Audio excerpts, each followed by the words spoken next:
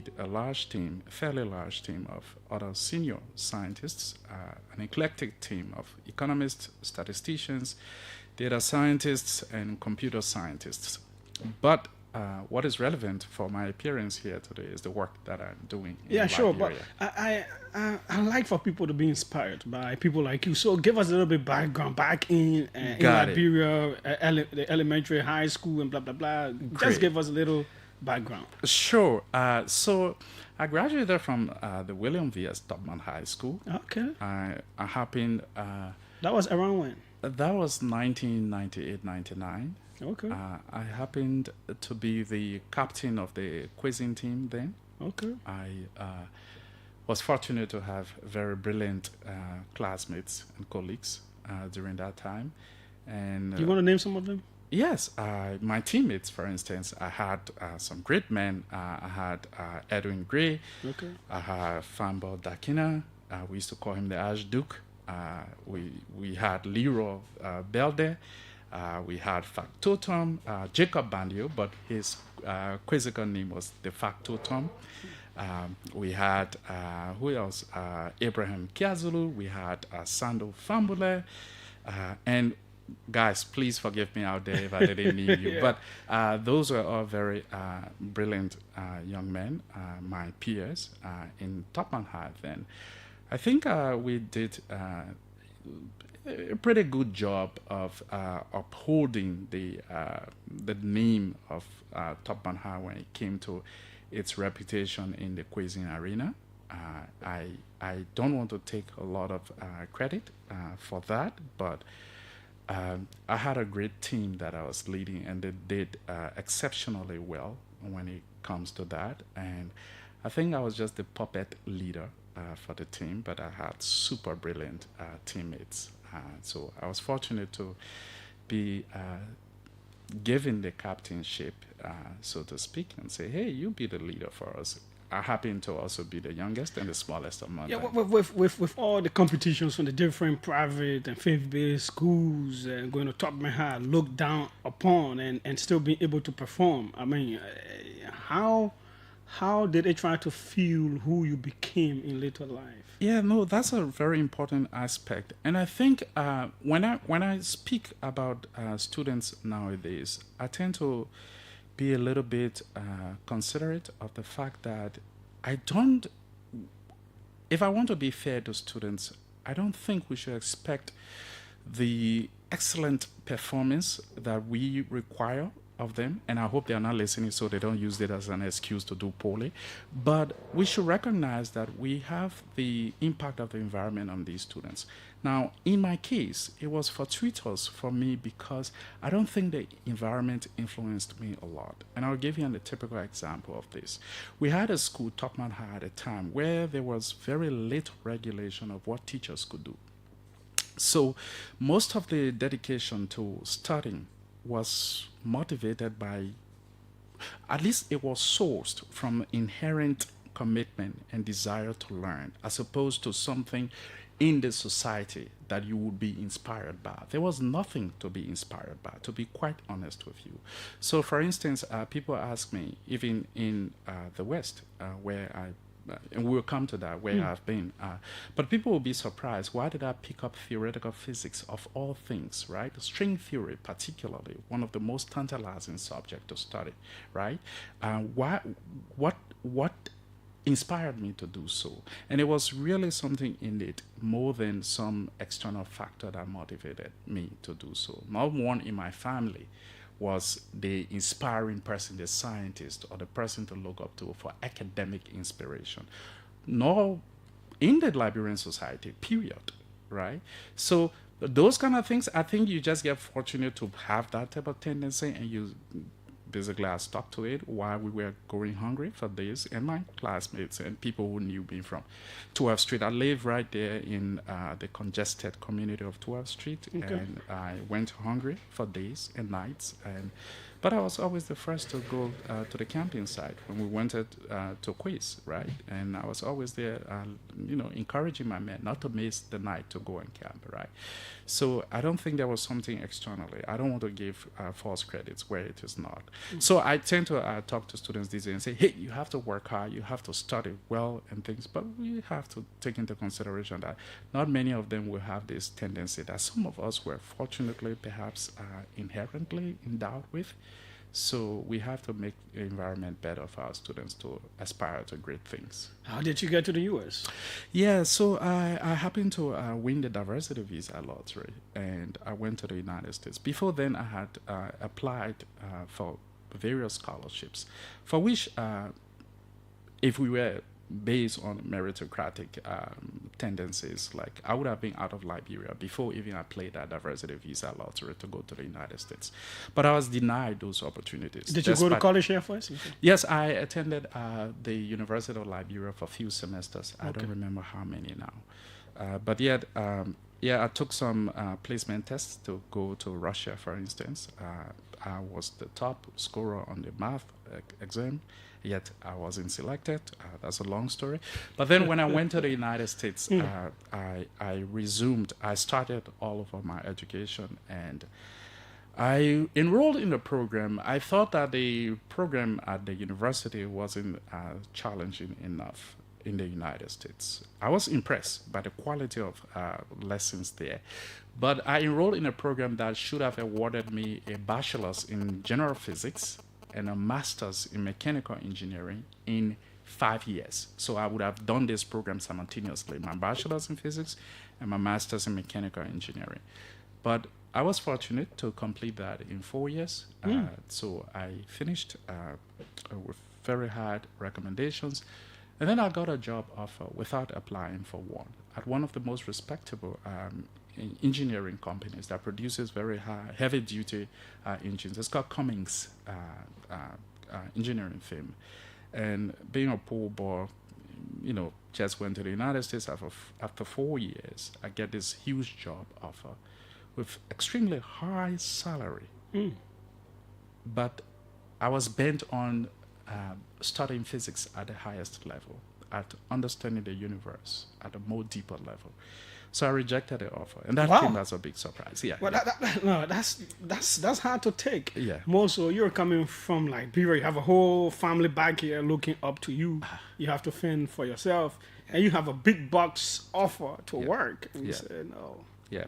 So it's an interesting point. I think it's good to have this conversation with someone like you who understands the context of Liberian families. So I had a huge expectation and family expectation, friends expectation to start sending money back home. And all the excuse I had in my first 4 years of college in the United States was that, hey, my friend, I'm still in school, man. Let me finish school and then I'll try to send you money. But then after 4 years, I got this big job offer. That's when I was supposed to start sending my family some money. But then I told them I would not accept this offer. And I was still broke. I was still broke for a while. I had to get a PhD in physics. But it was a tough decision. I talked to the one person whose opinion mattered most in this situation, besides my mother, and that was my eldest brother. I talked to him about it, and he supported me. And he said to me, listen, this is a big offer. None of us in our family has ever dreamt of making this amount of money. You did not even apply for this job. You were given the job. And even when I rejected it, by the way, the hiring manager called me on the phone and said to me, listen, do you want more money? Do you want an apartment? Do you want a vehicle? The Cummins, they build engines for all these car manufacturing companies that build heavy duty vehicles.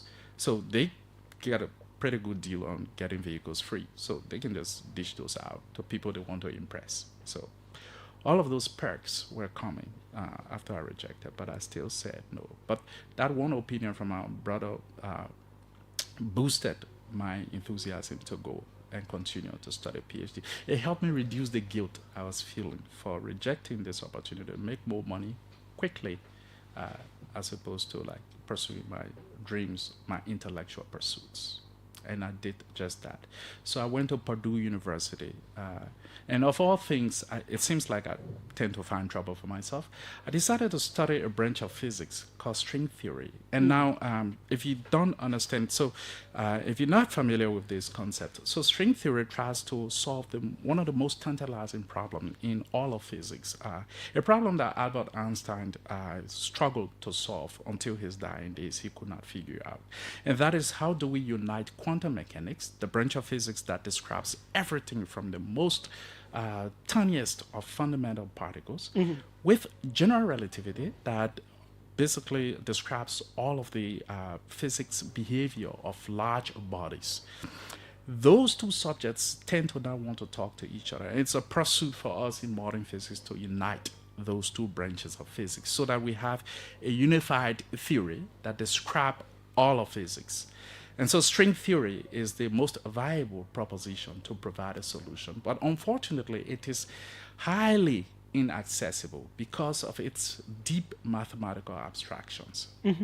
So that is what I chose to study for some reason. Why did you choose to pursue it, talking about particles, which of course may go to the formation of the universe and all those kinds of things? Why did you want to go there? Exactly. I think so from the beginning. So this is where again maybe a little bit of the environmental challenges actually nudged me a little bit in this area of physics. We didn't have laboratories going to high school here. So I was very good at abstract subjects like mathematics and things like that and physics. So naturally, when I was selecting an area to go into, it had to be something abstract. And because I love mathematics so much, it had to be something at the intersection of the most fundamental subjects of the universe, which is physics and mathematics. And string theory offered me that perfect opportunity to do so. And also within string theory, I also chose one of the most mathematical subjects to study. And that is, so this problem of uniting quantum mechanics and general relativity, there were hypotheses at the time of why we think this string theory describes these two things, and we now have a valid theory. And this idea was called the ADS-CFT correspondence, or the holographic conjecture, right? So in physics, when we say conjecture, which is different from everyday language, it's not just like an empty guess, right? It is a conjecture that is based on deep thinking and some amount of evidence, but the evidence is not yet sufficient to make a physical law, so we call it a conjecture. So the thing that I did was to provide a definitive proof that this conjecture is indeed actually correct, because many physicists had tried to compute something called a Wilson loop. And it is one of the most fundamental objects in physics that describes all of the particles. But these objects are super difficult to compute. And at the time, before I wrote my thesis and my follow-up publications when I finished my PhD, that basically solved that problem once and for all. That's what you did in your thesis? Yes. So I did a series of papers. One of them was my thesis to say, hey, I've discovered a new way to compute these objects called Wilson loops. That was my thesis. So I announced that, hey, I have a new way to compute these Wilson loops. In fact, here's how I apply it. I have computed some things that you have computed, and we have the same answers. Beyond that, I have computed some things that you have not been able to compute. So now, because the method worked on an example or on examples for which you have known answers, now you have no choice but to believe this on new examples. And I did that. And then after my PhD, when I went into further research, I followed up by computing an infinite set of examples. So that was what my PhD was about. Wow. Just so impressive. And we could go on and on and on. What did that make you gain in the work world later? Yeah. How did you do? Yeah, no, this is a great question. So, and I will also add that into how I managed to then migrate from academic work to industry work. So when I did all of this work, even post-graduation, my research times at universities that I work at, I had the honor for doing this work. I had the honor of being invited to the most respectable. You know, there are a few institutions in the world that you can consider the citadel of learning. That means those institutions hold the most the most solutions to the most difficult and challenging and tantalizing problems that humankind has faced. One of them is the Institute for Advanced Studies at Princeton, New Jersey. I was invited there because of my work that I published in my PhD thesis and the follow up works. I was invited there as a special guest, and I talked to some of the most brilliant physicists. Men that really, among even the smartest physicists, they are almost like godlike. They have that godlike attribute about them because of their deep insight, right? But one thing kept nagging at me with all of these personal accomplishments and my dreams of academic pursuits being fulfilled. I did not feel that Liberia anytime soon would ever understand the impact of the work that I've done in pure science. And I did not want to just exist, satisfying my own intellectual pursuit without impacting Liberia in the short or intermediate term. I know my physics work has significant impact, right? As a body of work, as a work, as an effort to push the limits of human knowledge. But what about providing, the daily bread for an average Liberian? It had zero impact on that. And I wanted to make impact. And so one of the ways I thought about doing that was to transition to industry and work in the tech industry, particularly in artificial intelligence. And the reason was two. One, the reason for choosing artificial intelligence of all things was two main reasons. One, it will give me some money, which I wasn't earning in academia. Of course, that's not why you go into academia. I would never earn the kind of money I earn in industry in working artificial intelligence. The other thing was also the network it will give me, right?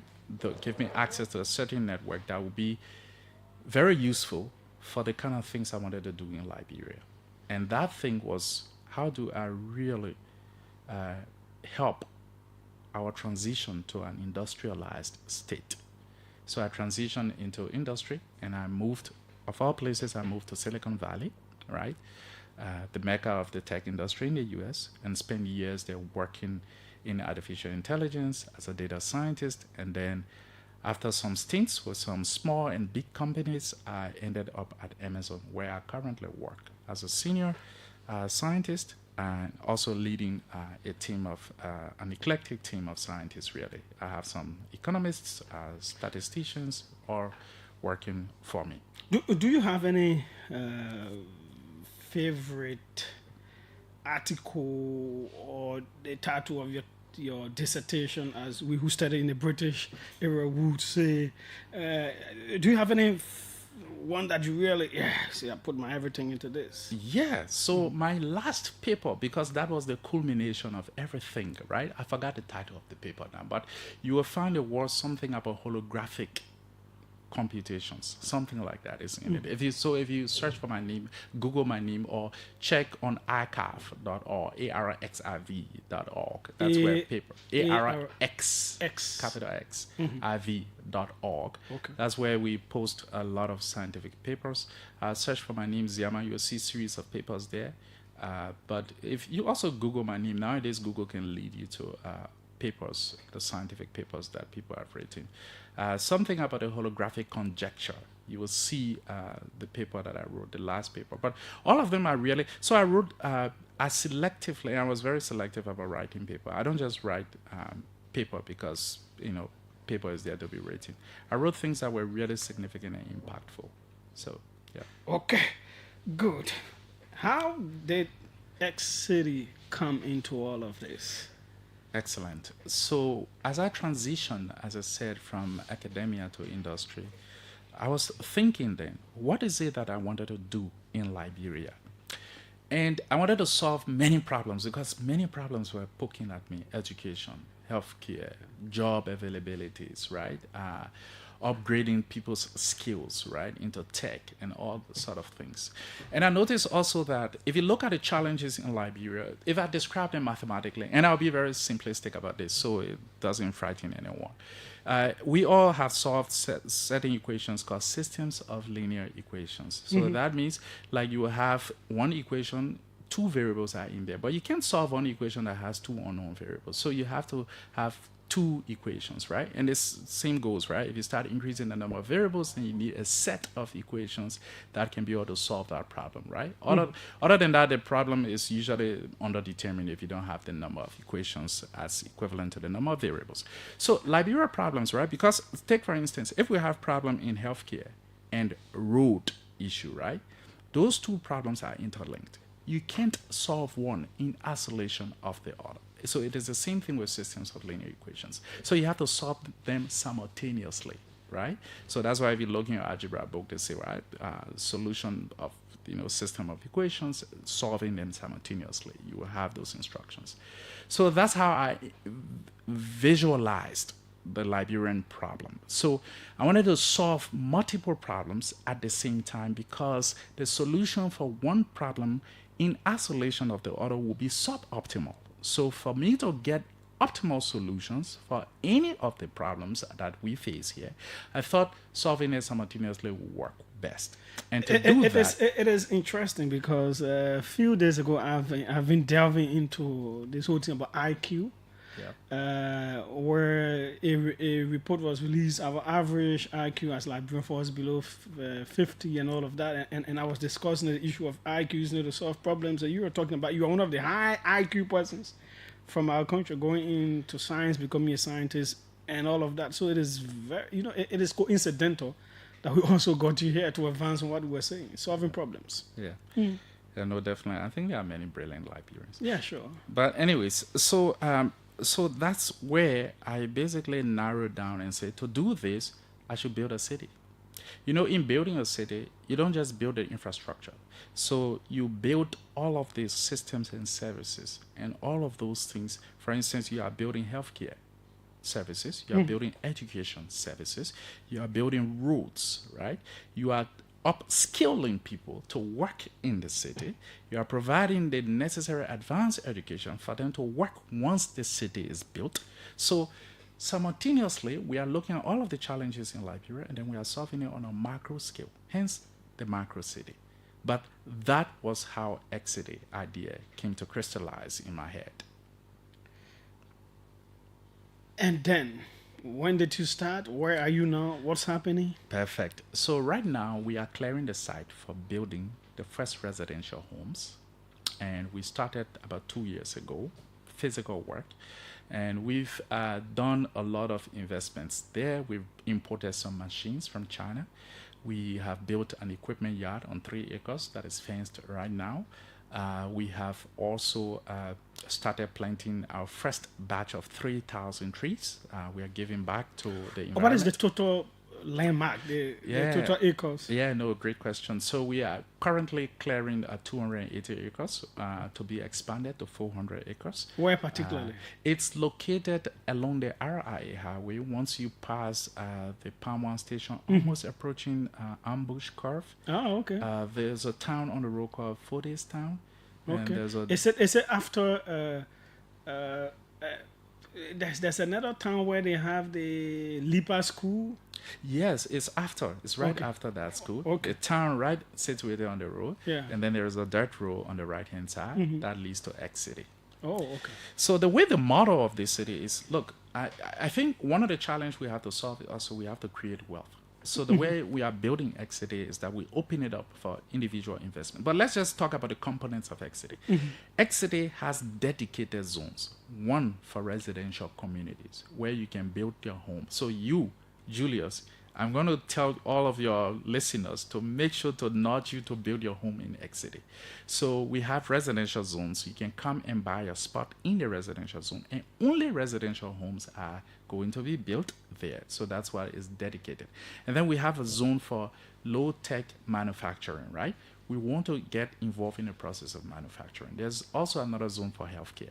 So beyond us building homes for people who want to be located in residential zones, we also offer these opportunities for us to build businesses. So if you want to build the next OKFM studio in the future, we urge you to look to X-City, to locate there. So for instance, one thing we could do is that, take for example, Julius could say, hey, I know about radio. I know how to operate the business of radio.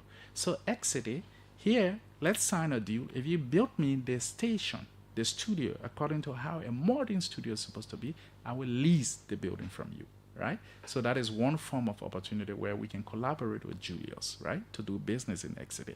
The other thing again is Julius will say, no, I want to be the owner of the infrastructure, the building, right, that the OKFM studio will be located in. So Julia can co-invest along with Exeter and own the building, and then OKFM will pay rent or lease to Julius plus Exeter Incorporated that own that infrastructure. So we've broken it down to the point where single individual Liberians can actually can own a share in Exeter by investing on the small level. The reason why we do that is because we know this investment is going to return a very huge, significant return on investment on your capital invested. But we don't want to build a system in which one person gets rich out of all of this, right? And the rest of the people are simple followers. We want to build a system that has a shared reward for all of us that basically invest in it. And we also want to remove the barriers for investment. And some of those barriers can be the high cost of owning a share in a big thing like Exeter, right? So that's why we've broken it down to small components so that someone can come and say, hey, I want to build a small elementary school in Exeter, right? How can I partner with Exeter? And that school will be located in the education zone. So that's how all of the zones are dedicated. And there are many more different opportunities. But the one thing we are doing right now, I can tell you, is that the site clearing for the residential homes, we have a lot of diaspora Liberians who are flocking in to get a home in a well laid out community. These alleyways in the residential zone alone are 33 feet wide. Okay? So compare that to the major roads or major streets we have in Monrovia. They are even bigger. And the reason why we dedicated so much space to that is because we know the comfort of lifestyle people are accustomed to, especially people who have traveled abroad, right? And when they come to Liberia, or the only way we can firstly even attract them to Liberia, we have to offer them the space that they can enjoy that same comfort, right? So that is why we are designing the spaces like that, so they have good sidewalk to walk around in their neighborhoods and things like that. Interesting. How do people get in contact? People may be interested. How do they get in contact with you? Yeah, no, thank you. We have various means of contacts. One, we have a website they can go to. What is it?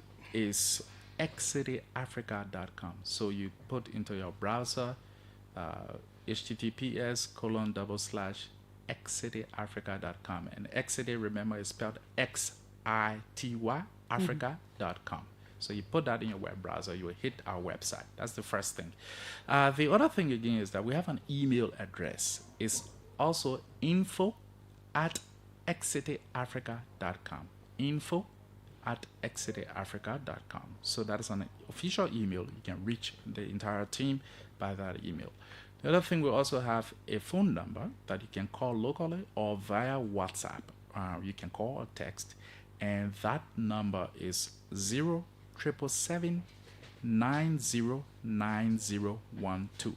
So it's 777909012. Now, let us talk still a little bit more about give us a picture of the future X-City. Yeah, no, this is great. So in the future, what we envision in Exeter, we envision experts from the United States, for instance, who have already bought their spots in Exeter residential zone. Healthcare experts, biomedical scientists, right? Medical doctors, right? Various expert nurses, right? In whether you are talking about intensive care nurses, whether you are talking about respiratory nurses, people who are well experienced in working in some of the best facilities in the West. They will be living in Exeter, and they will be providing services at a healthcare facility in Exeter.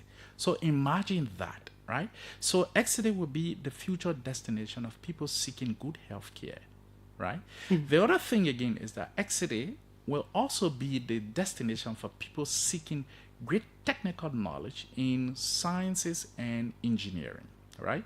Our future technical college will provide the expert knowledge for the next generation of Liberians to engage in precision high-tech manufacturing. So what we are going to start immediately is investing in low-tech and low-skill manufacturing processes. And by the way, to do that, we are powering that with renewable energy. We are building solar, right, to power that. And we're not just talking about this, by the way. We built an example, but let me not veer off too much. So the future Exity, we have well laid our community where people can wake up, go to work, right, by riding an electric vehicle to work, right, in the city that is free from noise pollution, that is well laid out, well dedicated to the protection of human health in general. That is the future that we are looking at. What is the financial value of this whole project? Oh, great, man. We cannot evaluate it right now because even Exity, right, we have decided to dedicate some spot for future expansion. That means we won't even touch those areas yet because we don't know. So the way I did Exity is that I started it, and I think the young people much younger than me, talented Liberians, both at home and in the diaspora, some of whom are already working for Exity, are going to be the ones to really define what the true future of Exity will be like. So right now, the first phase, for instance, is already well beyond $500 million that we have invested already in Exity, beyond $500 million, right? Beyond $500,000 that we have already invested. No, let me get this right. Okay, we've already invested more than $1 billion. The first phase will be more than $500 million that will be required, right? But we've already invested more than $1 million. I will not disclose the full amount, but that basically places us in one of the I think that was used for buying the land and all of that. Exactly, and the machines and the work that has already been going on. So work is already ongoing. Yes, you should invite me. I should be able to go and see. I would love to take you to the site for you to go and see.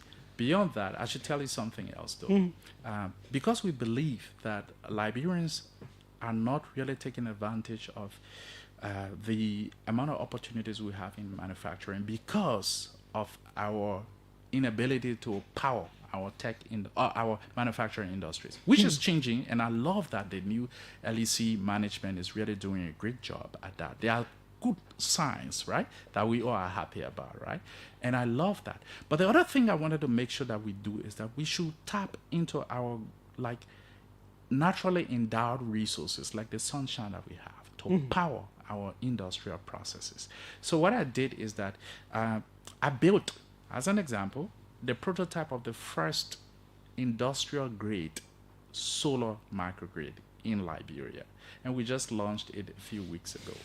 I think a couple of people from your station were present there. What is the megawatt capacity of that? No, it's not a megawatt. It's a small prototype thing. So we have 80 kilowatt hour capacity right now, and we are going to double that before the end of this year. But what that represents is that it is the first scalable industrial grade microgrid system that has been built in Liberia, and it was built purely from personal initiative. And that system can be expanded as it is, right? If we choose to, we can expand that system to 6 megawatt capacity. So I'm on your website. I'm seeing all of these structures, all of these different things. This is what you envision, right? That's correct. Wow. Okay. We have to go to the lines. Later when we come back, we'll delve into the other things. I'm getting some messages. Bernice Savano says, I'm interested in owning a space there. Please add the contact info on your page. Okay, so you just gave me a pen to write the contact info. We'll pin it right on this. David Coty says, can anyone who is interested in seeing the place go and see?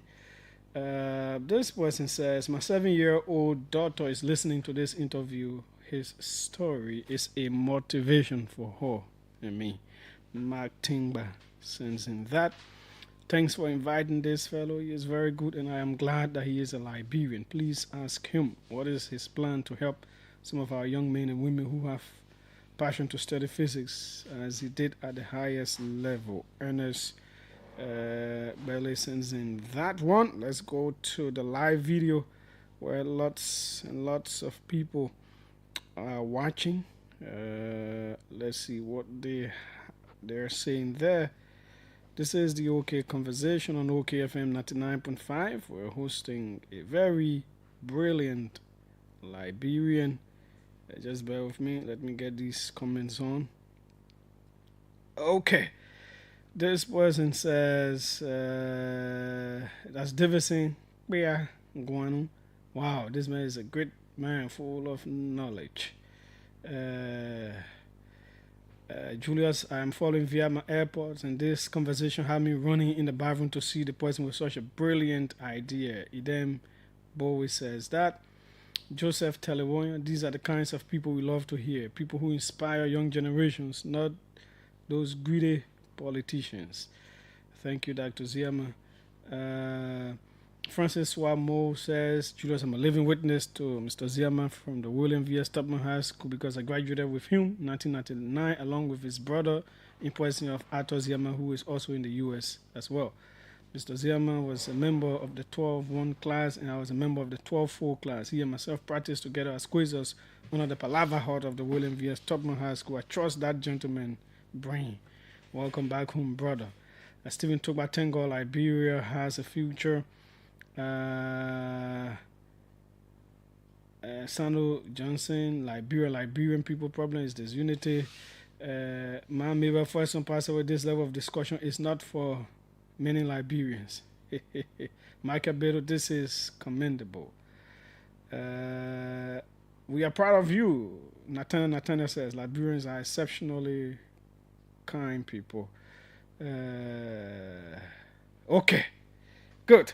Let's take your calls. 777-700-995, 555-995, The numbers to call, and you will be through to the OK Conversation on OKFM 99.5. You all know I'm a stickler for these kinds of conversations. Okay, let's go. We'll have this reposted to the YouTube pages and all of that, so that every time you want to be inspired, you can go and watch. Welcome. Let's hear Hello? you. Yes, go ahead. Yeah, it's Nathaniel Wama, fucking the number 7. Mm-hmm. You see that it's our thing that we let in the country. Look at young men, you see a money wisely. You see that join people who want to make our life better, who say we want to destroy Liberia, that will get millions of dollars in the bank. And I have to invest in Liberia. Look at that young man. That Liberia listening to it, then young people will not join on the street and act foolish and start for the war. Yeah, take it easy. Take it easy. Thanks so kindly. Let's see who's right here coming in on this line. Welcome. Let's hear you. Julius Jeh, good evening, brother. Yes, go ahead. Let's hear you. Oh, my name is Samson Bryan, and I'm calling from New Georgia Estate. Mm-hmm. I'm so proud this afternoon, Julius, to hear a Liberian speaking in the manner and form that make joy to my heart this evening. It brings a lot of joy to my heart. Mm-hmm. And I think I would like to get his number so that we can talk better. Okay. Thanks so kindly. Welcome. Let's hear you. Good afternoon, Julius. My name is Elkin Sampo, and I'm calling you from Logan Town. Mm-hmm. So let me say to the doctor in studio, congratulations. Welcome back to Liberia for making this. Let me say one of the best shows you have ever had in 2025. Not listening to too much noise, too much rhetoric, but this is one of the best IQ Liberia ever pulled on. For me, honestly, a different person compared to any other IQ that I've entered your studio for this year. He's one of the best. So congratulations. Whatsoever thing you are doing, to do it for Liberia and do it in the best interest of us. Don't link yourself with people or link you into plenty temptation. Just keep on your path and you'll be successful. Thank you. Thanks so kindly. Welcome. Let's hear you. Hello. Okay, that one went off. Welcome. Good afternoon, Julia. Yes, go ahead. Yeah, my name is Samuel F. Holder. I am calling from Kingsville. Mm-hmm. Please ask your guest why did he name his future city X City? And also, please ask him what's the difference between theoretical physics and quantum mechanics. Okay, thanks so kindly. He's listening. He will answer. Welcome. Let's hear you. Hello, Yes. Julius. Okay. Mm-hmm. My name is Douglas, and I call you from Barnesville, Mm-hmm. Maryland Center. Where you got that guy from, Julius? How you got him? Let's suspend the politics more. At least you bring that guy on board at least twice a week. Politics, noise, Yama. Thank you so much, my dear brother. Thank you. Bye-bye then. Okay, thanks so kindly. Welcome. Let's hear you, President of the Civil Servants. Julius Jeh, thank you very much for bringing Mr. Zema into studio today. Actually, he has inspired the entire nation. And I think those of our brothers and sisters and little ones that are learning the natural sciences should be encouraged by what Mr. Zema is just saying. It tells that Liberia has a future. And only persons like Mr. Zema can inspire, especially our young people, to venture into the natural sciences, for some to become even scientists for Liberia, so and so forth. So Liberia still has a future. We cannot give on this nation. Thank you, Mr. Zema. Okay, thanks so kindly as well. Let's see who's here. Welcome. Let's hear you. This side is still problematic. Hello, go ahead. I'm fine. Sorrow, I don't know what the problem is. This side is just so low, so we just use this one line. I'm trying to get it sorted. No way. Welcome. Let's hear you. Yeah. Good afternoon, Julius, and good afternoon to your studio guests. Mm-hmm. Julius, where I'm sitting right now, tears is coming out of my eyes. Why? And understand that we have such a brilliant people in Liberia. Julius, when you go and do research in Liberia, when you go to places in rural areas, you know that Liberians are very brilliant and clever. But Liberia, one problem we have is that we don't have dreams career. People have those skills and they don't have the opportunity to push it. And you don't have people to help you because people will only come around to help others in the name of politics. This thing this young brother is doing, how many of our Liberians have this intention? Let me tell you my personal story. I'm a Liberian. Since I graduated from high school, I have not been opportune to go to any college or anything. And I wish to go to school through all my life. But this is a young man who people run to come and seek ID. You come to my community and find out who Maya is. My name is Maya Kestagofi, and I'm calling you from the Foreign Affairs God Bless the Community. There are a lot of knowledge people have for how to push it. I'm asking this young man, please, or this elderly man in the studio, this studio guest, please create an avenue to help Liberians that you have, so that when you have more people who are upgraded than you, to put those ideas together, Liberia will get better. Okay. Please help other people. Please, we beg you. Thanks so kindly. Let's see who's here. Welcome. Let's hear you. David Koti, my name. Go ahead, sir. The name Ziama sounds like a name from Lofa. I don't know whether you're from Lofa. And number two, can I come to visit your city anytime as a private citizen? Just drive there to see what the city looks like. And will you accept a job to teach at least a course in physics at the UL anytime? Thank you. Okay, thanks so kindly as well. Let's see who's on this side. Welcome. Hello? Yeah? Yes. My name is Oscar Kato. Ziama is my friend and brother from Tottenham. Okay. I'm from the 12-2 class. Okay. Ziama, I'm happy to hear from you, my brother. It's been a long time. I mean, I thank God for you so much for the level of education you have acquired. I thank you, and I pray that God continue to extend you massively. And I pray that God continue to bring more knowledge to be able to help in this country. So thank you, Ziama. The man used to be troublesome too. The man looking like he was troublesome small. Who, man? Ziama. Ziama know me good. No, I'm saying he used to be troublesome in the school. No, Ziama not troublesome. He used to be one of the smartest students. He was one of the smartest students in the class. Me class at the term. I mean, when I say troublesome, you want I mean you understand why I mean they may looking handsome like that. You are not troublesome. No, not troublesome. Someone else to learn the business. Ah, okay. No, after education, I know it good. Okay, good. Okay, welcome. Let's hear you. Yeah, good afternoon, Julius. Go ahead. Good afternoon, Julius. Go ahead. Let's hear you. Thank you so much. I appreciate it for the kind of guest that you have today. Well, let me appreciate him first for his knowledge, and I see that his IQ is very well composed. And this is kind of people that would need on your show most of the time. That's why I always glue to your radio. But I want to ask him, I have similar vision like that. For me, I was doing my in Curiousburg that I talk about doing a city like that, like Liberia, to high tech, myself design it, and I did a project proposal on that. But I was still yet having conversations around people who do investment. But I want to ask you, is it only for high-income people, or there will no low-income people there, or middle-income people? That's what I want to ask him about. Okay. Thanks so kindly. I think that will be the final one. There's a lot for him to respond to. Yeah. Yeah, so I want to thank everyone for calling, and for those who attempted but weren't able to get through. And I'm super grateful to all of you for your kind words, and I look forward to helping in whatever way I can to continue to do even better things than we've embarked on. One of the things I want to respond to is Mr. Koti's question.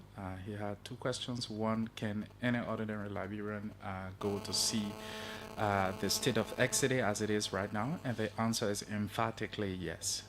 So we're not hiding anything. We are open. Please call us on the number that was shared at the 777-90-9012. We'll give you detailed directions and even maybe send you a pin drop that you can follow and go and see it. The other thing, you can also come to our business offices, which is in Johnsonville, where we've built the solar microgrid, and there's a small investment. Which part there. of Johnsonville? It's when you pass the graveyard. It's opposite the Representative Thomas Falla's residence. Okay. I hate to talk about someone else's residence without their permission, but I think it's the one popular home that is located there that we can use. But yeah, so it's located in the Johnsonville right after the graveyard in that community. If you ask people where is this Exeter building, they'll point at it. But it's right opposite Thomas Falla's residence. So yeah, to that response to Mr. Koti, the answer is yes. And he also asked about whether I could teach a course in physics at the physics department of the University of Liberia. My response to that is that there is a context here. I have been involved in not only this Exeter effort, but I've been involved in helping Liberia in basically growing new physicists. I did, when I was still a student, I sent in a series of containers about 5,000 books in total for the University of Liberia. I didn't buy these books out of my pocket. I did spend some money on transportation, but I launched a book collection campaign at my campus, and we did this over a couple of semesters. Beyond that, I have right now a student who's studying for his PhD in physics in the United States. And it was all because I connected the physics department of the University of Liberia to the physics department of Purdue University. They signed a memorandum of understanding. That is the extent to which I've been involved in helping improve the status and the environment for learning physics in Liberia. So there are understandings on paper, and I hope that we can continue from where we are to improve those relationships and give more opportunities to young and talented Liberian students to take advantage of these efforts. Dr. Ziama, we want to say thanks so kindly for being here. We know we will have more and more interactions. I look forward to going to see the place soon. Thank you. And it was a pleasure being here. I thoroughly enjoyed my time here, and I look forward to the continuing engagement with you. I also say thanks to my man Emmanuel Kotu for the connection. As someone was asking, how did you get the man? Emmanuel Kotu made it possible. Yes. So we are out. Let's take a break. Our next guest should already be in the building. There's a place I long to be, where the air is wild and free. Hey team, have you heard the good news from GT Bank? Oh Bernice, you always have some good news. What is it again today? So, you know you can now top up your GT Bank prepaid card using MTN mobile money wherever you are. Just swap and spend. Wow, is that easy? Yes dear, no stress. Now you can enjoy smooth and reliable card transactions 24/7. With GT Bank prepaid card, you can also pay bills, shop online, withdraw cash from the ATM, and many more. Oh yeah, this is the kind of good news I need to hear. Let me go and open an account so I can experience this unique service. Oh no team, you don't need to open an account with GT Bank before getting the prepaid card. This card is for GT Bank customers and non-customers like you. Oh wow, this is getting interesting. So what should I do then? Just go to any GT Bank branch and request a prepaid card, and just like that, you are ready to top up your prepaid card using your mobile money wallet and start spending.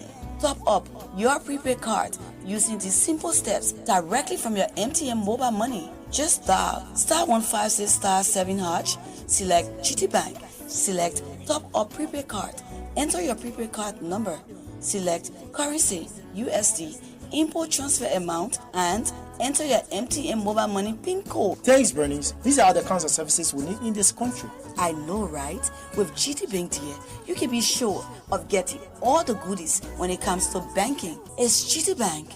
Wouldn't you rather bank with us? I believe that I can be on.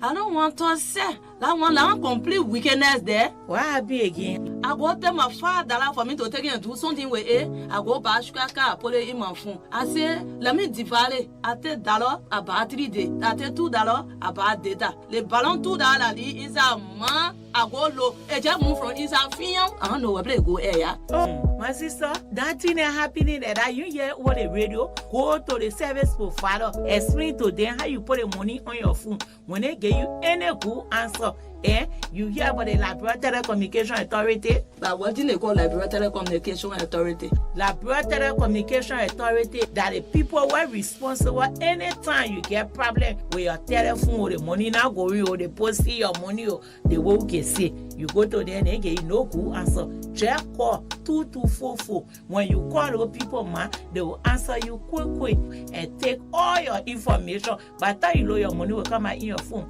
Back. Well, it's Liberia Telecommunication. Ma, the rare here, Debbie, many time the short thing, call 2244. You will get your answer straight. A message from the Liberia Telecommunications Authority.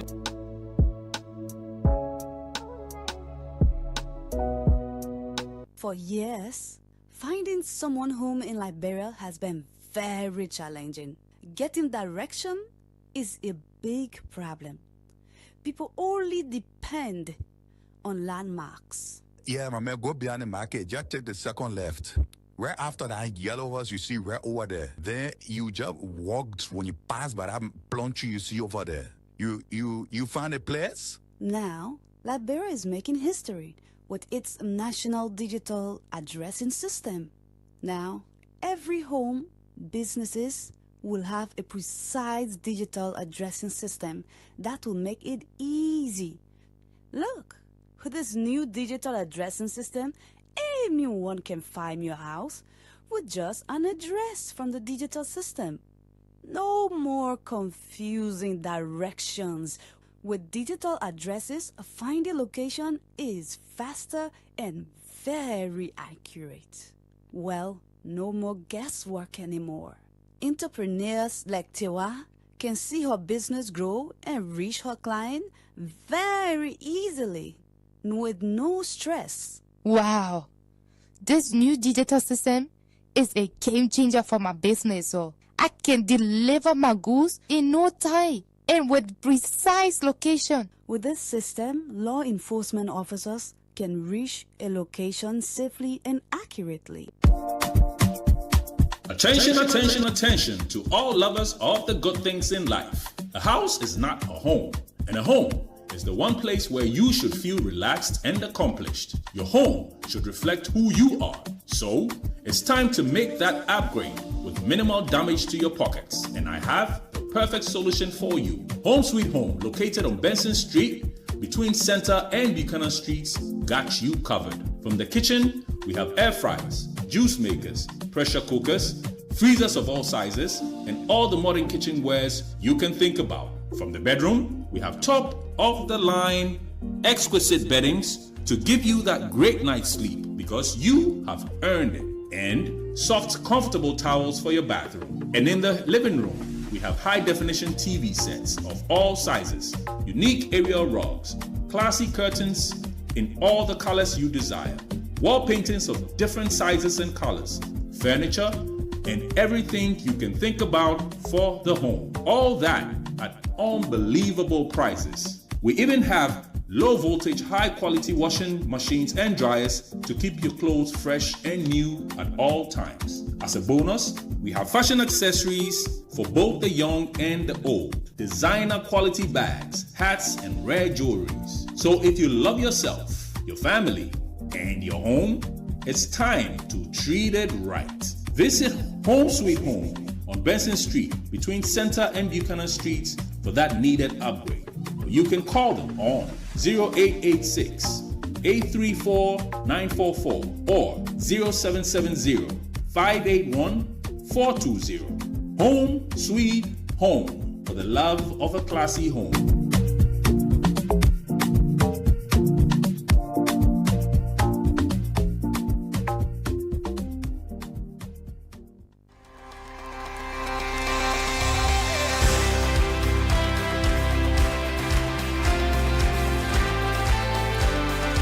Our next guest is here. From science, development to security. Today is very less political. This guy who left from here too is not a joker.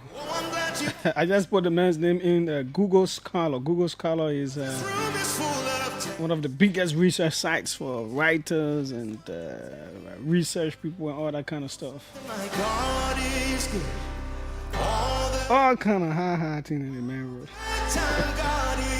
Wilson loops and Riemann theta functions in the gauge gravity duality. Holographic calculations of Euclidean Wilson loop correlator in Euclidean anti-d zeta space. Yeah.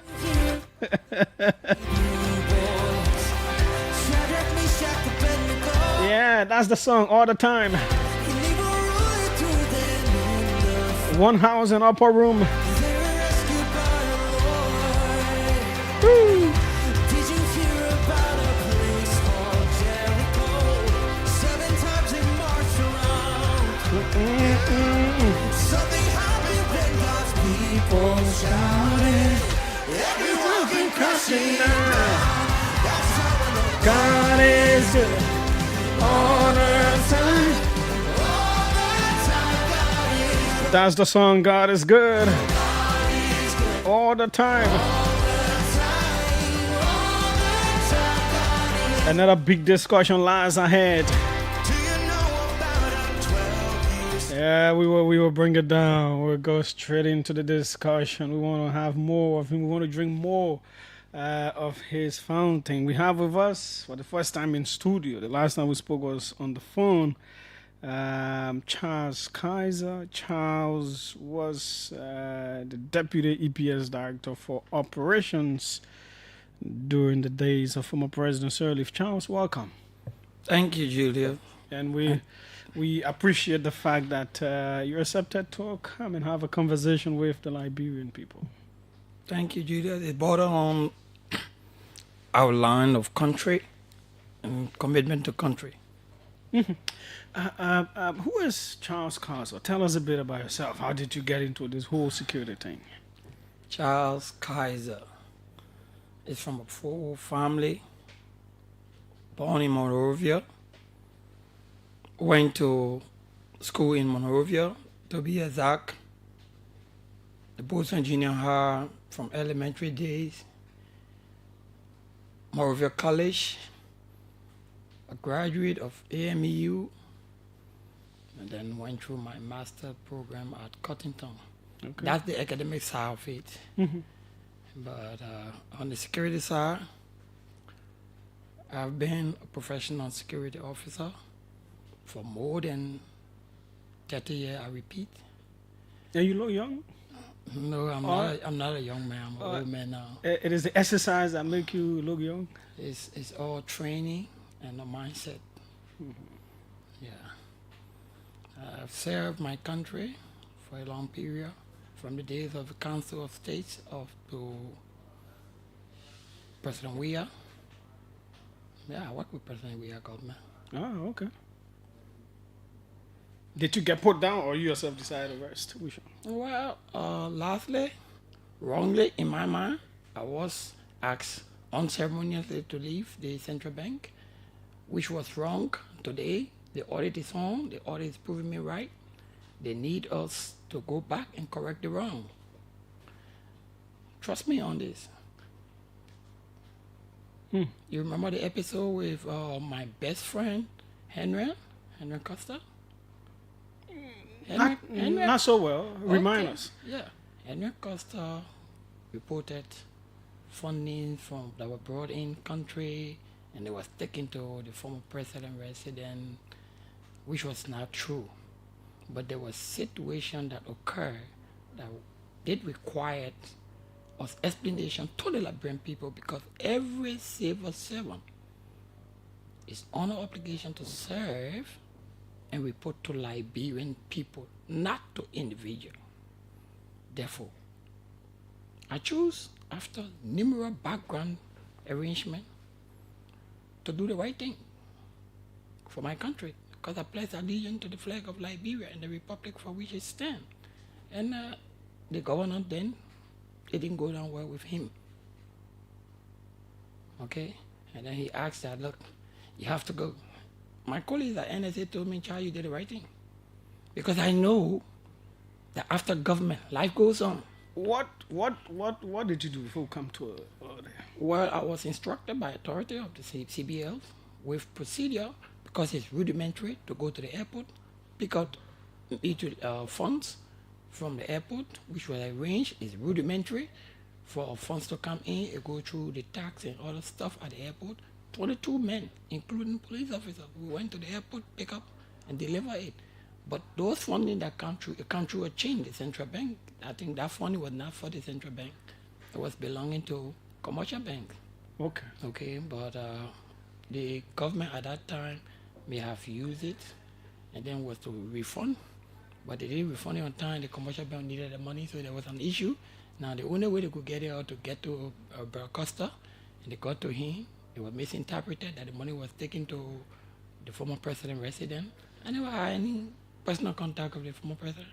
I delivered that money to the central bank through the vault. I got receipt, and it was delivered with my team from the ERU. More than 22% delivered, shut, no stopping, and was delivered. But it was used in other ways.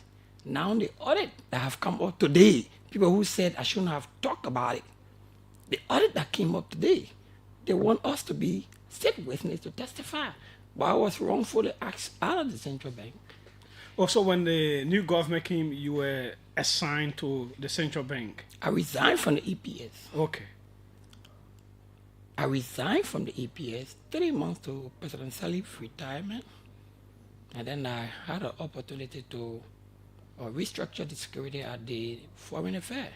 I started that process, and I had a vetting process. I was privileged to work with to restructure the central bank, and I was in that line, processing it, and then that situation occurred. Unfortunately, but he's one of the best I ever saw.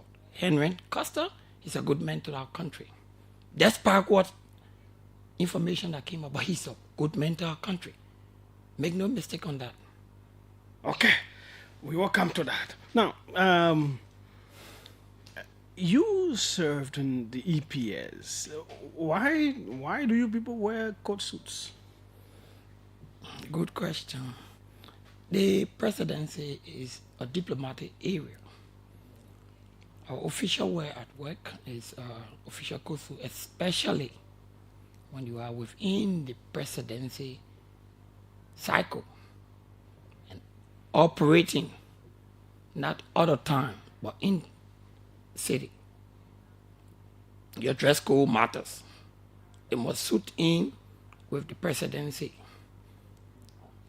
But beneath the coat suit is the military side. That's why we have 40% of diplomat, 60% of warrior. Okay. Okay, we have 40% of diplomat, 60% of warrior. We also supposed to be professional police officers.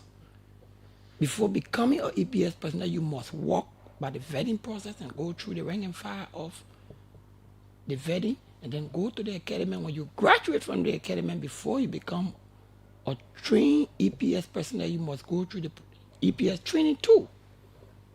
And when you get to the EPS, you got stages. There are category of stages. And a lot of people have been working very hard to claim that ladder. Did you claim it? Wow. From agent to special agent, I walked that line. At a critical time, I was spotted, vetted, and recruited by the Americans. And I missed them. They were building a very good system for our security sector. And that sector is supposed to help not only the EPS. That sector with the American fundings, it built the ERU, it built the Army, it built the EPS, and it supported many other programs. What matters is the maintenance of those programs. It's where our government take off from when the transition of the UN leaving. We need to take it from there. When we take it from there positively, President Salih started the work, President Weah continue it. We need to follow suit. Are we on course? We slip off course a little bit. Can we readjust? Yes, we can readjust. I think right now, number one, I will tell you, Gregory Coleman is doing a very good job. I don't care how people think and how they say it. The Liberian National Police is up to the task. The EPS is gradually getting there again. When you say getting there again, was there... The speed I wish they're supposed to be there, they're not there yet. Because the challenges, the way you attack the challenges matters. The way Greg attacked the challenges, they have similar challenges. All the security sector have the same challenges. Yeah, and to repair that, when the UN was about to leave, they have taken us to a particular stage and they're expecting us to maintain and move on from there upward. Mm-hmm. But when we slip, then you get garbage in the system. When the garbage comes in the system, you have to get the garbage out. Well, what are some of the slippages? Okay. After the 1990 war, we found out that the system was broken. The Armed Forces of Liberia was unceremoniously disbanded because it was done in Ghana. Now, all those things that we went through was because we were yelling for peace.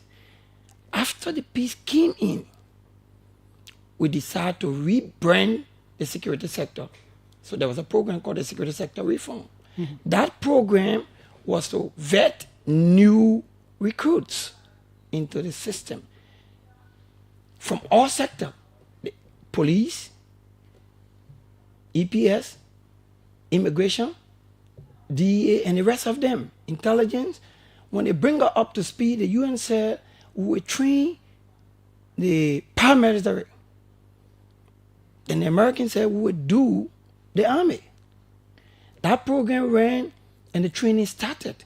EP was one of the first beneficiaries who were vetted by the UN, and the Americans brought in additional team to vet the EPS. Those that met the vetting credential went to the academy and graduated. I came out with Distinguished Leadership Award at the academy. The current academy director, we used to work together, and they are willing to keep that system in place. What is happening to our system now is the portion that our government is supposed to be maintaining, the speed I wish we were we are not there yet because we slow our growth from the security sector. Okay, now let's talk about the different measures. There were allegations of people not meeting the necessary criteria and employed in the EPA's cases of putting these kinds of officers down by the new administration. Are they the kinds of challenges you're talking about? Well, I mean, exact. The presidency is a huge place to work. The first thing I will tell you, for country's sake, I've been around the executive mansion for a long period of time. And I would like to make this clear to our Liberian people. Respect for the office, the overall office, should matter to all nations. There where law and order breaks down come from. All former presidents in Liberia, whether they did their best and you tell me to be negative, they should be respected. They are the heirs of our land. I repeat, from Charles Taylor, who Sierra Leone had an issue with, and today our former leader is behind bars. I will tell you, to heal the wound in our country, we must go back to that. President Taylor, I pray that he one day come home. Liberia never had an issue. It was Sierra Leone, and he's in jail there for what he did there. He made some mistake along the line, but he was our president. That title he served in, we should treat that title with respect. Come down the line, they are no longer. All the others that follow, down to Ellen, President Weah, currently President Joseph Nyuma Boakai, they all need to work together, coordinate their performance, and then they will know those ministers that are not performing and try to use trick and artifice and be able to discover them. Look, what do you mean? What do I mean? That's one of the major problems that the presidencies have. Who told you that Samuel Doe was not a very good president? He was. In that mansion, a lot happened. He meant good. But the messenger we have around us sometimes are a serious problem. And there's a forbidding instruction there that when you're in that cycle, you can't talk. You talk. The security wise you go there. I'm just taking a race. And I'll tell you, I'll have to say it to the Liberian people. Look, Samuel Doe meant good. Toba meant good. The Council of States, they meant good. It is our surrounding in the cycle. Come down to Ellen. Ellen meant good. President Weah, he really meant good. But the implementation of those good plans need to have a follow through. If you don't follow through, your lieutenants that are helping you will misinform you. And sometimes you lead the problem. I come to think of it, I'll tell you this. You remember the Belayala visitation for the first time when we went to Belayala? Mm-hmm. They gave an information to the president that all was well, the road was open, everything was running fine. That was not true. We visited Belayala. That information made the president invited her colleagues. The then ambassador of the U.S., Lena Thomas Greenfield. That was Eagle and Dragon. Maybe you don't understand those language. Eagle and Dragon was asked to visit that site for the first time in our country history. I mean, the Chinese ambassador and the U.S. ambassador, they visited with President Salif. And they told her the road was good and open. We went in, I think it was then the Minister of National Security. He too had understanding from the contractor that it's all well. But the contractor was being misinformed of a team on the ground. His team on the ground was not happy because the money that was trickling down to them for their salary was not reaching. So the road did not reach. We went to a place where we were like, Okay, I can remember where they said the president walked for. It was a difficult moment. We parked the vehicle. I had a challenge with other leaders and security leaders. I split the motorcade into half across the river, and I told them half we go, half we stay. And people said, that's a problem. I said, I don't care. They will tell, go to Ellen. Ellen will tell you, I trust Charles Kaiser. They'll come back to me. The director will come back to me and say, Charles, what do we do? I've been here. They were not here. Some of them fly in.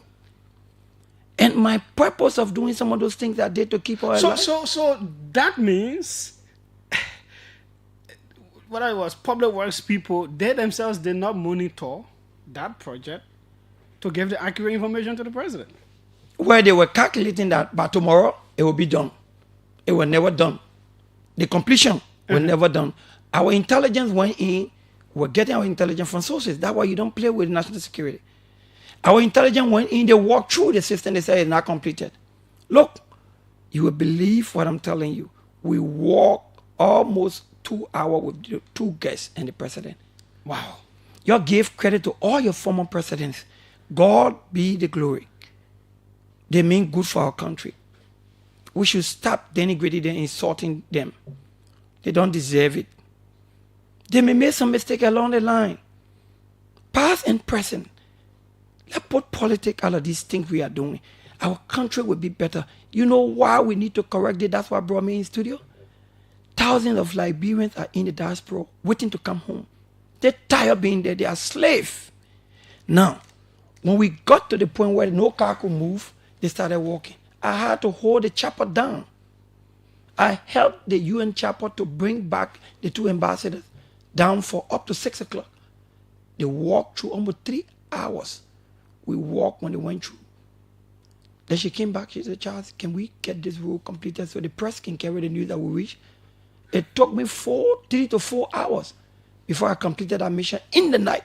Wow. I had to give the contractor money through Ellen to finish that work. They were not satisfied. When we put them in, they finished it, and we kept that promise. The car got in Beleyala by 11 to 12 midnight. So those are just some of the things. Now, The army war on. The army war on. The Minister of Agriculture. You remember that scenario? Yeah. They said all was well. President Sally went in just to see all was well. Not a water bottle that the people receive in the villages behind that were really affected. When the people started speaking Pella to Ellen, you know, you not come, Mama, we see it, but look at what happened to us. We haven't seen any government official. Wow. She was shocked. We walked in and got to the border with Guinea. The people were even plastering the wall with, mud.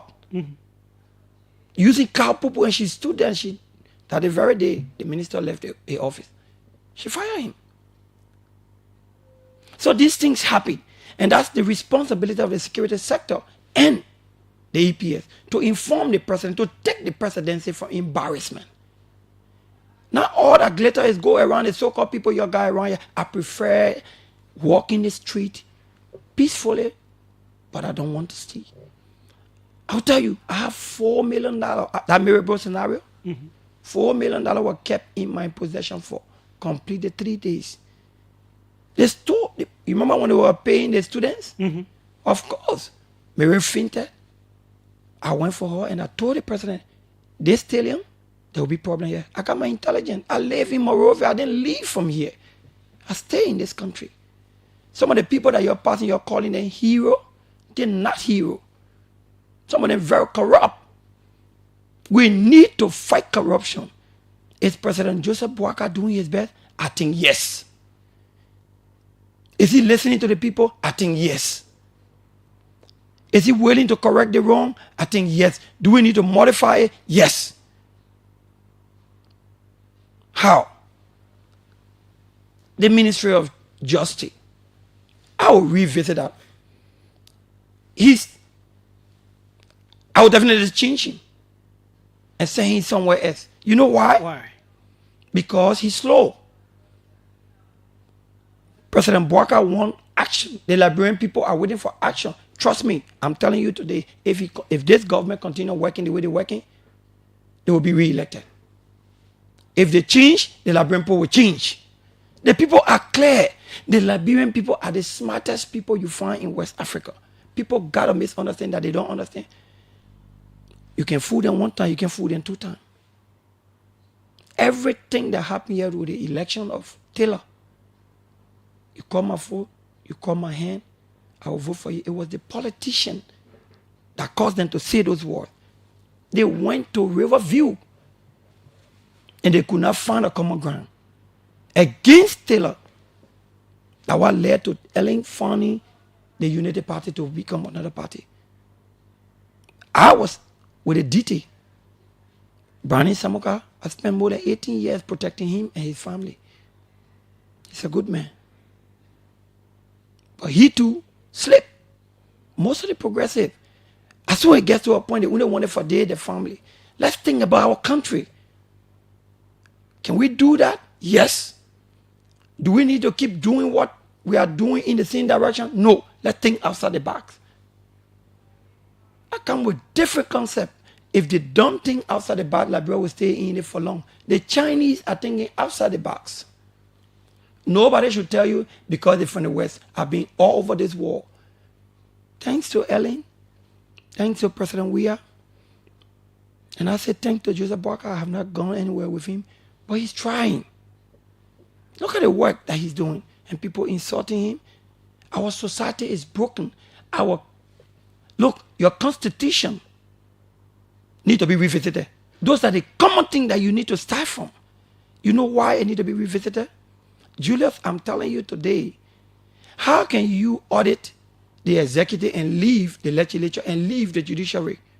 The people are not getting redress from the courts. The people are not getting redress. So they are afraid to go to the court. They go in the backyard to settle some of the differences. And that's why when the police fight crime, they can get redress because it's expensive going through our court system in Liberia. Justice is delayed. Can we work on it? Oh yes, the former Chief Justice, I wish he was still alive. That old man. You remember the Tama court? You remember the Tama court that were in, how they call the place? Oro? You know that man was never a judge? He was never. He used to make decisions traditionally. But that old man came in and shut it down. Can we correct it? We need a robust system that will correct our wrong. This is the OK Conversation on OKFM 99.5. We're having with us Charles Kalzer, and we are just looking at generically different things, and coming back to why you think the former presidents and the current president need to have some kind of meeting. How do you think it should happen? Not meeting. And I'm saying this to my old man, my pa, Joseph Nyuma Boakai. I'm appealing to you to call Ellen, to call President Weah. 3 of you need to sit down and strategize. The people you got around all of your government in the present and past. They really don't like this country, and they've been hiding all the leaders, and the leaders are taking the language. I mean, they are taking the pain. How come Nessa Doe can get her benefit? How come President Weah children are drinking cane juice?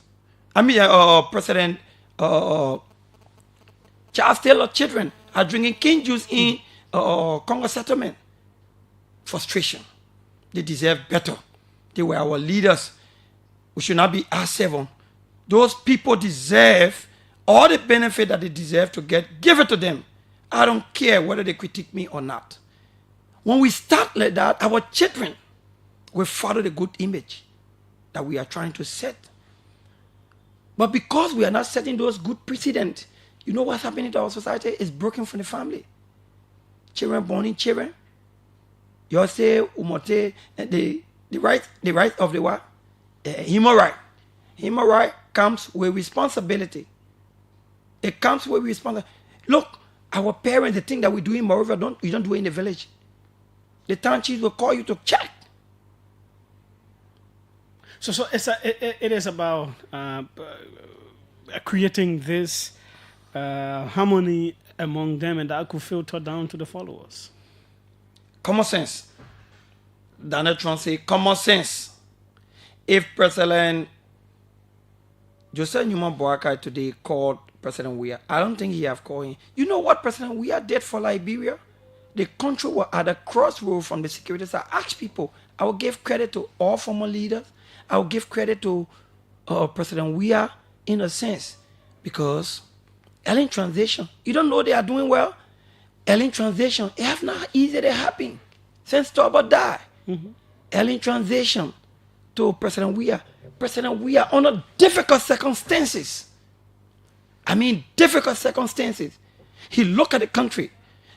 If you study the atmosphere that evening, the country was tense and people were waiting. People from the far right were waiting for orders from President Weah. Don't agree. He thought on Liberia. My heart. He have always think about Liberia. Look, when he look at the country, football time, one time we were busy fighting in this country. And George Weah took the thing to Ghana, paid the expenses, and that thing won. All the gun went silent in Liberia. We were crying when we won. And President Weah had a same thought to say, look, when I lose, let it be. He took the courage and called President Joseph Boakai. Congratulations. Because of that, the vehicle should go picking at the airport. Oh no. Thank God I'm not in the EPS. Because I was driven there to say, let the VIP car go pick him. He deserves better. And people, look at the woman to the fishery. She may have a financial issue. Unceremonially, hey God, I will not fire her like that. We never knew the fishery. She built the system. Today she's treated like a trash. I'm not talking about other places. Those that are in corruption and are not helping the system, follow them. Look, I give credit to the public work minister right now. Is he working? Agree number one. Agree Gregory Coleman number two. If you Gregory is a leader, I'm sparking them and I'm good at sparking leaders. Gregory have restructured what was broken. If you gave Gregory the chance, the police would be better. What the government of Liberia is not doing to the security sector, I come back to that side, is there was an arrangement before the departure of Omil. We would take off from here. They left, I think, 20 million for the system to start running it, then government will start. They encourage us to go into the security sector. That by the time you get ready, salary will increase. How come a police officer is making less than $300 by now? Every year, $10 was to be added. When you want the best out of the country, you take care of security. How come our EPS personnel protecting the presidency when they hear the snake is caught? You know, what happened? Lord, let that take root. How come the fire service that is fighting fire can't go home with a bus? Look, some of those old methodologies that are being applied need to be transformed. Change it. You're thinking in the box, not thinking outside the box. Your political leaders, look, that's why the guy in Burkina Faso is making gain. He's using common sense. And the bureaucracy at your legislature can hold the presidency down, can hold many other things down. The bureaucracy at the judiciary is making citizens are afraid to go to court. Poor man. Now, let me take you back to around the president. I know certain details cannot be divulged, so I won't push you. But how do you people who are the security people, how do you communicate with the president on certain things? Like, is it possible? Are you able to throw a line of advice in? Let's say, for example, the situation with former President Weah, the airport thing, whether he's meeting with President Boakai or the three of them.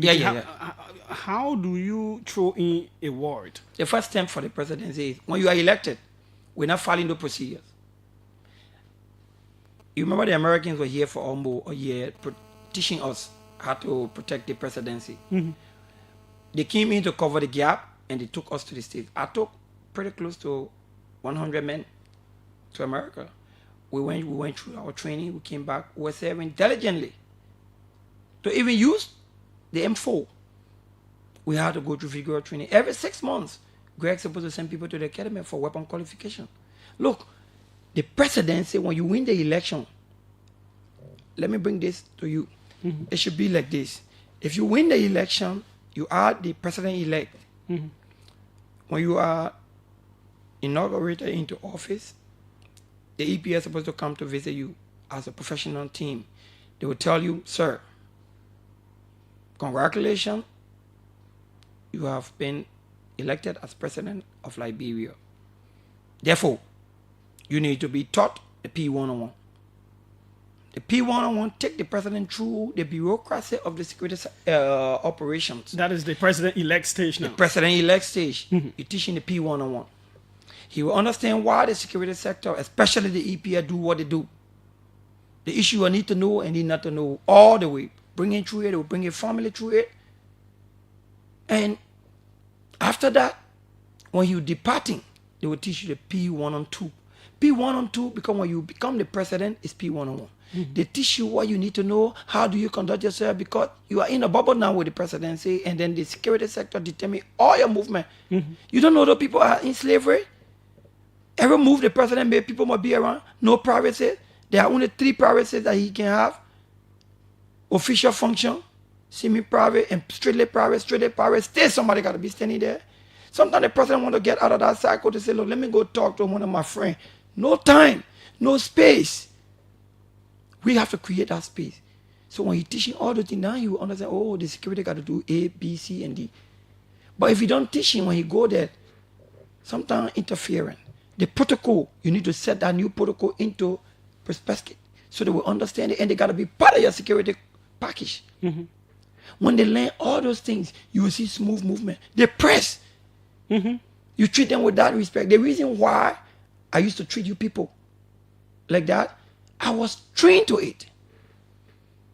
We are the press now in Liberia. The system will go up. The system is, the country is charged politically because, let's say the CDC or other political parties, they don't want you to keep denigrating their leaders. You want to go after them? Find a justifiable reason. It must be justifiable. Then you go to court. Yeah. So what I'm saying now, for example, there are certain things that the security may think, okay, the president should do this. I want to know, do you find a way to put your word into the ear of the president, like to find a way so the president knows? I thank President Selly again. Look, Julius used to be with us. One time, President Selly was making a trip to, some of these examples should be told to the public so they will understand it, for the benefit of our country. We were going to Butu, Senwulu, Eugene Nangbe, Ability, representability, and the rest of them. They were called, most of them may call here and testify what I'm saying. Charles was there for them. Look, when we got to a particular place, the bridge was dismantled. And they asked, "Man, President, we can't continue the journey." But I knew the political implication that the president wanted to score a goal. My colleagues came to me, Charles, the director of EPS at that time, I would not call his name. Or was the bridge broken, cracked? Was it deliberately done, or it was just? It was, no. It had a critical place. Oh, okay. But you know, sometimes the superintendent in the county, when you're going there and they are supposed to respect the little people down there that are doing some of this work, and you ain't getting what they deserve for the president pass, they will create their own hurdles. So when we read it, we said the Lembo will not go through here. I knew that it was another game. And the president had a reason for deciding to go to that place. Where they walking from, her intent was, carrying the, let it go back. Send back to the sender. Oh God, I said, no, and president, we can't go through. There was a push. Then she said, you're called Charles. I mean, ministers will be telling her, I don't want to hear you. Call Charles. When I come back, I said, yeah, my president, give me the chance, give me 5-10 minutes. I check around, I saw the yellow machine. I knew that there was a deal. Can this help me? Can we work on something? We can fix that place. And they went to the school that day. So we can fix it. but you can give us money. In less than 45 minutes, the director told me, Charles, don't tell the woman that we can go. Let's turn around. I said, Chief, I will not follow unlawful orders. I will only follow lawful orders. She called me when he went to the place. Said, no, I called Charles. And she said, Charles, what do you think? I said, you can go. But I will need to talk to the people to do some more work. Take the time out to do the work. I did the work in that 20 minutes. Bam, we're moving. We went in, we're coming back. The other people car broke down. Edwin Snowden vehicle, the Hammer broke down. They wanted them out. That was 3 o'clock in the morning. They wanted them to come. And President Sally, that was her guest. When she turned back, they were out of the package. And I'm behind. Everything that anybody in that package, security sake, is on me. I'm in charge of the package. But I must do help for the presidency. Everything that is wrong that will bring her image to public disrepute, I must correct it.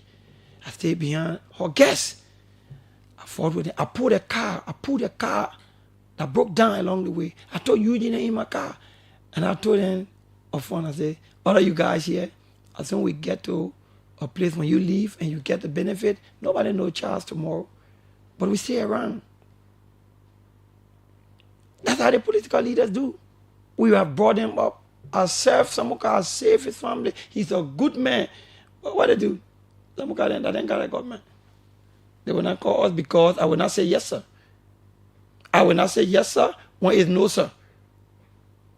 I pledge allegiance to the flag of Liberia and the republic for which it stands, not to anybody. Before we go to the lines, what could be your final advice to the different security sectors in dealing with the issues in the country, whether in underhanded ways? I know that there are certain things you cannot say here. Yeah, but general public advice. Julius, my piece of advice to our country is, like I said, the president has to. He has to call President Weah. He has to call Ellen Johnson Sirleaf. That woman, you don't know her. That woman has immense influence. That old man you see there, the rock. You need those people. You need President Weah. That man, if President Joseph Newman Boakai call those people and then they sit down together, many people around here don't want it. All the CDC noise will come down. All the Ellen Johnson setting down Kim. Look, the faction that you see in power now is the people. There were two United Party. One was to 19th Street, one was way to Congo Town. They got far right. CDC have the same far right. The far right, the moderator was Ellen, the moderator is President Weah. Look at the risk he took to agree that election, they win me. Let me accept. People were not happy with him. And because of that, he felt insecure. And he requests us to give him security. Oh, I will give him security. I will go to him. I will ask him, Chief, what can we do for you? You serve your country well. That point of saying, I commit myself to my constitution that if I lose, I will relinquish power. Oh, it was a great thing that he did. That great thing that Charles Taylor did and said, for the sake of my country, I will leave my people. Because of those reasons, we should have a second thought on some of those people and treat them with respect. President Doe required benefit and treatment for his wife. And those people are still masquerading around here, those wicked juniors, evil juniors. President Boakai, he will be gone tomorrow. These people that you see Fanny telling him hello, when they leave, sometimes they're children. They will be bar-muffing them. We need to treat all of them with respect. If we treat them with respect, they will treat the incoming with respect. His name is Charles Kaiser. Wow, very, very interesting conversation here. 777-700-995, 555-995, the numbers, and you're through to the OK conversation on OKFM 99.5. The international line is also there. Let's see who's here. This person says, Okay,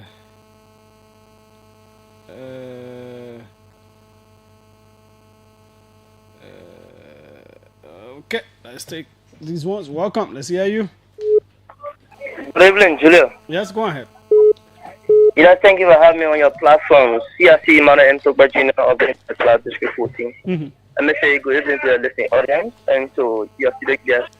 Julius, I think that your studio guest he has spoken quite narcissistically, you know. I haven't seen her and another person who is in government. I'm not talking about former government official from former President Weah, but I mean someone who served in the former United Party. So I've spoken in a way that he's speaking. I think the only disagreement I'm having with him is that, and I don't blame him for it because every professional will have their own biases, and this is it. So Gregory Como, number one, I think I want to respectfully disagree with him, and my reason is simple. I see Gregory police officer flocking lawmakers openly from social media. Under no condition such a police ID can be greater than number one government official in this government. Okay. We can try and give credit to some other people like the LC and maybe my memo. I can leave a word to respond to me. Okay, thanks so kindly. Let's see who's here. Welcome. Let's hear you. Yeah, good afternoon, Julius, and good afternoon to your guests. Assistant Minister Cooper Passaway, go ahead. Let's hear you.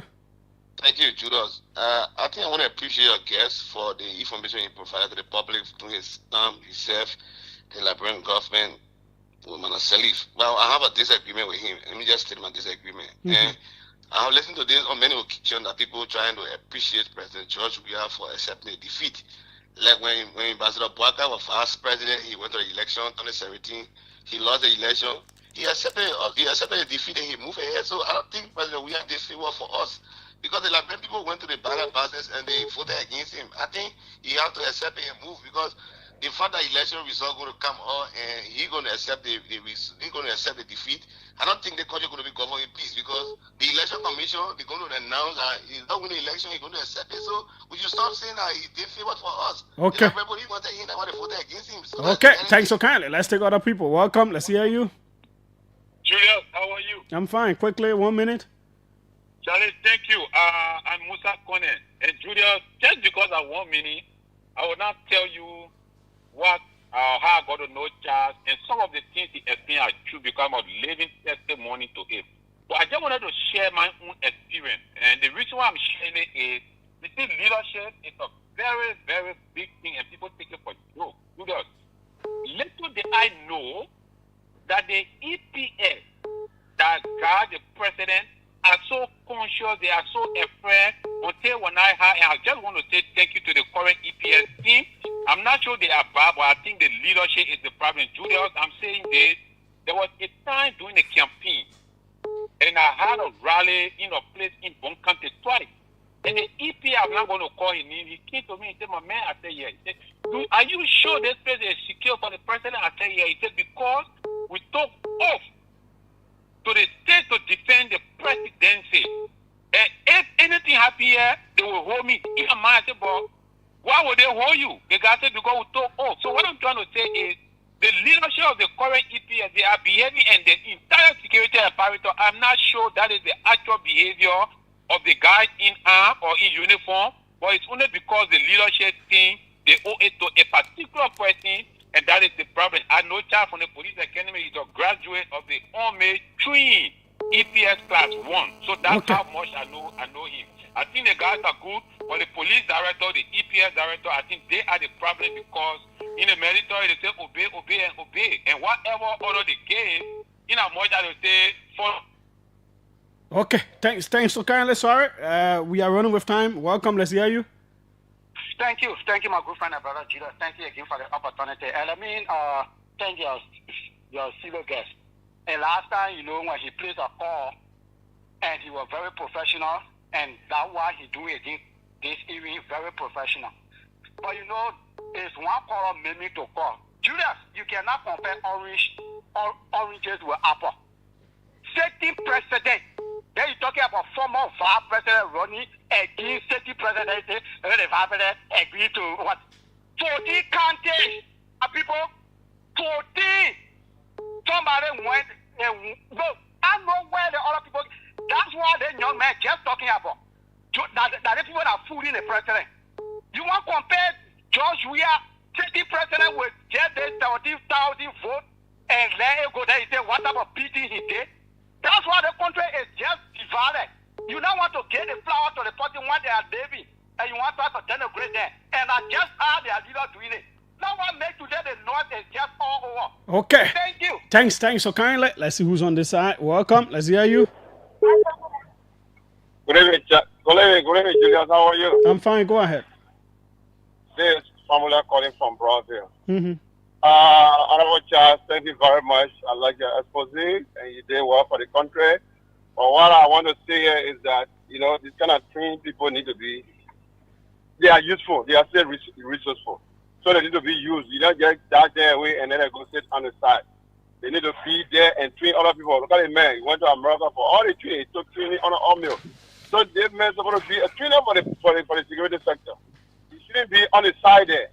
And at least... Yeah, it makes sense. I think I get your point. I agree. Hello? Yeah, I'm getting you. Yeah, I said I agree with your point. It makes sense. Thank you very much. Thank you. Okay, thanks so kindly. Let's see who's on this end. Welcome. Let's hear you. Yeah, good evening, Julius, and good evening, Charles. My name is Lassana Fana. I'm the spokesperson of the Unity Party. Mm-hmm.